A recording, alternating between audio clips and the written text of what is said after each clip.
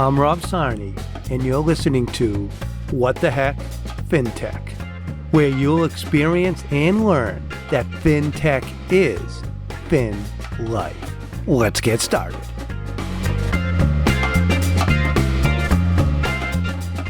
Welcome back to Part 2 with Chris Houlihan. If you didn't hear Part 1, please go back and listen to it to hear about how Chris grew up at Fidelity and is now with MassChallenge, as MassChallenge is advancing the innovation ecosystem in Massachusetts and beyond. Let's get started. Hey, I want to switch a little bit here, right? So yeah. I want to ask you a different question. What are the challenges you're seeing in, the innovation ecosystem? It could be in the U.S., but so I'd love to hear what Massachusetts, even New England, whatever your viewpoint you want to bring it. What are the challenges? What do we have to get better at, and how should we do it? Is it collaboration? I don't know. I'd love to hear. Yeah, no, it's great. It's a great question. Thanks for asking it, because as I said before, like Massachusetts in particular, and I think the United States culturally, I want to say blessed, but we're not entirely blessed, because that implies that it just happened. And these things don't just happen. Like, there's real investment and there's real thought that has gone into this. And I've learned that, in my short time with MassChallenge, but also just working in the space. But I would say we have a lot of blessings in that if you look at Massachusetts alone has 60 startup accelerators just in Massachusetts, which is a huge amount, huge amount, right? And most of them are right here around Boston and Cambridge, okay? We believe that what the ecosystem needs more generally is more specialization. And so the analogy or the visual is that the United States and Massachusetts, we have a really good foundation built, right? There's a really good foundation that you can, so I'd say there's a couple of opportunities that we have in the ecosystem, right? Like I said before, Massachusetts and the United States, in many ways, we're blessed with a really, really robust ecosystem that supports innovation. It's culturally significant. We have a lot of, capital markets supporting it and other organizations like MassChallenge. Yet I think in some way there's two problems that can be solved. One is collectively we can help founders and startups better navigate a really robust system. Like, how do they know? If you think about it like as a map of the T, if we want to use Boston, right? Like it'd be really great to be able to give a startup founder who's just graduated from MIT or Harvard or any one of BU, any of the other great institutions we have, and they've got this really cool idea, technically challenging in a highly regulated environment. That's really a big challenge could be solved if they can be successful. We were all better served if we can allow them to navigate the system more easily. Okay, so that's one. I think that's one big thing. But then the other thing is, look, our world's getting more complex. The challenges we're faced with, these are big, complex challenges, and they require systems level solutions in many, many ways. And just like in Fintech, this is a highly regulated industry, financial service and global financial markets and systems. And so I think we have a really good foundation built. I think it's time for the ecosystem to start building the scaffolding. And what I mean by that is more specific and specialized services that are going to be really useful for that startup when they need it at that point in time. And that's one of the things we're endeavoring to do in MassChallenge, right? When we started 15 years ago, MassChallenge was entrepreneurship for all, rising tide lifts all boats. If you got a good idea, let's make sure those ideas are being pulled from everywhere, from, people who are in the communities, facing those challenges. They're going to have a better solution. And so, like, how do we help and support and bring those forward? And as Kate Brummy, our CEO, likes to say, job never done, right? And that's still fundamental, at least to who we are. And I think that's like core to our being and our ethos. But the challenge and the opportunity now is like, okay, how do we now get very specialized capabilities and different kinds of capital to those startups in those specific spaces? And so the way we think about it at MassChallenge is, in addition to financial capital, and let's not kid ourselves, every startup needs financial capital. It is the lifeblood. Like, that is not lost on us. And, we want to help facilitate that where we can. We don't make direct investments. We're zero equity, so we don't take equity positions in the startups. It's a little bit different. We're a little bit different in that way. Right. But we want to make sure they have access to, good venture capital money or angel investors, or maybe a non-dilutive award or gift from a partner, right? So those are all things in the financial capital. More importantly, though, Rod, we see other kinds of capital that can be brought to bear. One is customer capital, right? And we think that the opportunity to connect, if you think about in global financial systems and fintech in particular, how are we connecting these big, important financial institutions that we have in the region and the state and globally or nationally? How are we connecting them to the innovators that they need that can help them, right? So that's customer capital, helping make that connection like I described before. How do we facilitate that? So that's customer capital.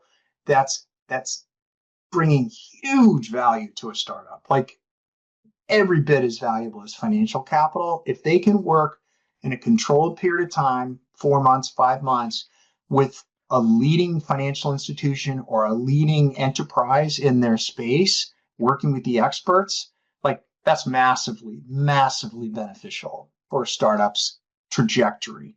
The other one is network capital, right? It's pretty obvious, but being networked in and be able to connect a startup founder to an expert, to a judge, to really sophisticated person who knows that space at that right time is, again, very valuable, very important, right? And then the third piece is knowledge capital, right? Just what's been fascinating to me to learn in the last almost 8 months here at MassChallenge is, we all know this, but until you see it, you don't recognize how stark it is. But the startups don't know how to talk to enterprise companies, and enterprise companies largely don't know how to talk to startups. They have very different views of the world. They have different views of time. They have different views of what's important. But making that match and teaching them, both sides, how to work together most effectively is incredibly important knowledge capital. Never mind the fact that you want to teach a startup how to do a good pitch and have a good elevator speech and all that kind of stuff. I think, though, there's another level of knowledge capital we can bring, right? I think, largely speaking, I would suggest that the startup ecosystem is kind of really good, undergraduate level, course level, okay, right? Like, if you think about generally what the ecosystem offers, I would suggest that the analogy is really, really good, undergraduate level knowledge. I think the opportunity here is like, okay, how do we bring PhD level knowledge now to the startups? Again, working these very challenging, highly regulated, systems critical, really technical spaces, giving them the knowledge they need to navigate that and be successful. That can be really rewarding, but that's the path we're on, and that's what we are intending to build as we think about what can we bring to the system, the ecosystem in the next 5 years. That's the direction we're trying to head. Yeah, that's awesome. Yeah. I'm gonna piggyback on some of the words you used just now. Is that here's something I observe, and you might or might not observe this, or you might have a big opinion on this. Because when I got Fidelity, I went into academia, two different worlds, right? Yeah. But I realized both similar situations, they don't talk that well together. Academia doesn't understand industry. This is a blanket statement. It's not everybody, but I want to say 80%. Academia doesn't understand industry. Industry doesn't understand academia, right? So I'm in the middle now, and I've had 6 years now with academia, and I'm like, okay, I'm in betweener. I think I can help both sides, right? That's right. But then also for MassChallenge, how much do you do with universities? Are they in the mix too? Because you're saying, hey, let's get to the PhD level. Okay, how about let's have some PhDs coaching Oh, these startups absolutely. too? Like, how are you connected into also into the academic space here in this great Massachusetts? But Absolutely. I think there's even so much more to do. And I think industry needs to do more to connect with startups and academia. I think academia Yeah. needs to do more work Yeah. on connecting with industry and startups, right? And startups the other way around. I think it's a three-way and more with venture capital in the mix too and everything. So Totally. it's more like a Yes. 5-6 way mix, right? Yeah. And that's Yeah. what I'm experiencing. And what I try to do to help that, like I even just this fall, two MassChallenge cohort graduates, Jemson and ValueSync, are Hmm. in my URI class right now Hmm. doing a couple small mini projects. The students learn about what they're doing. It's cutting edge work. I also Yeah. have Fidelity in there too Yeah. for my class, right? So it's just great learning for the students. So when they Totally. graduate, they hear about startups, they hear fintech from the big boys, Fidelity. And I think that's the learning that's lacking across the board on both sides of the equation, Yeah. and I think like that's going to be the talent of the future. So let's get Yeah. them ready so they can go start up or a big financial firm or bank or whatever it is, right? To help. Yep. That's how it's going to grow, and that's what we focus Yeah. on in Mass FinTech Hub a lot too. It's bring Yeah. that together, like you brought your great team to FinTech Frontiers. Mass Challenge was there because the students got to know that's out there. They That's don't. right. They should know that while they're in school. Wow. That's And right. if they have a startup idea, that's where I want to grow up. I want to go to Mass Challenge, right? And get Yeah. trained up. So Yeah. what are Yeah. your thoughts on that? Because I think the academia piece is a vital Huge. piece, but not being leveraged like it should. Yeah, so I would agree with you. It's extraordinarily vital, right? I mean, it's the in many ways it is the like the Uber incubator. Like it's the place where the ideas are really happening and some of the real frontier thinking is happening. And I think again, we're blessed to have at least two incredible organizations, learning institutions here in Massachusetts with MIT and Harvard. But there's a ton others. You think about the work that's happening at Tufts right now and like food science, like industry leading, global leading, right? And the work coming out of BU and BC and all these great institutions. I don't want to leave any off the list, but your point is well made, Rob, in that to really have a system where the flywheel works, you need to have academia directly at the table, supporting the efforts and helping those students bring forward ideas. You absolutely need industry. You've got to have industry because they're a major, like they need the innovators. They have challenges they're trying to solve all the time, and they've got the resources and they've got the know-how. They've got deep expertise, right? So you've got that. I don't know that we talk enough about the civic leadership. I think people who are in this know about it, but the civic leadership is incredibly important. And, politics aside, I think we're blessed in Massachusetts to have had some really great leaders. I think the current administration under Governor Healy is outstanding what they're trying to do in terms of supporting innovation and the next frontiers of innovation. Like they want to make Massachusetts like a climate innovation hub almost in many ways. The reason why I use that example and why I get pretty passionate about the civic engagement is if you think about literally the world leadership of Massachusetts and Boston, Cambridge in particular, but also in the seaport around biotech, right? And the life sciences, that did not happen by accident. That was an investment 20 years ago, made largely under all previous administrations, but it was pulled through and supported right up to the current administration. And making those investments in the system to allow those companies to be here, have access here. And now, anybody who's driven around, Cambridge or the Seaport area in Boston, every biotech company on the planet is here, right? It doesn't happen by accident. And so, you've got to have the civic support and engagement. You got to have industry and corporate support and engagement, academia, and then, then if you can, you have accelerators like us, people in this ecosystem who can help make those matches happen. And then more importantly, bring the kind of, whether it's access to financial capital, or whether it's some of these other kinds of capital I talked about before, right? Customer capital, knowledge capital, network capital, bringing these things to bear to help these startups through those critical moments. And you think about it, if you're a founder and you can get connected to the right capital, the right expertise, the right knowledge at the right time, like that's what it takes. And all of a sudden they walk out of there and like, wow, I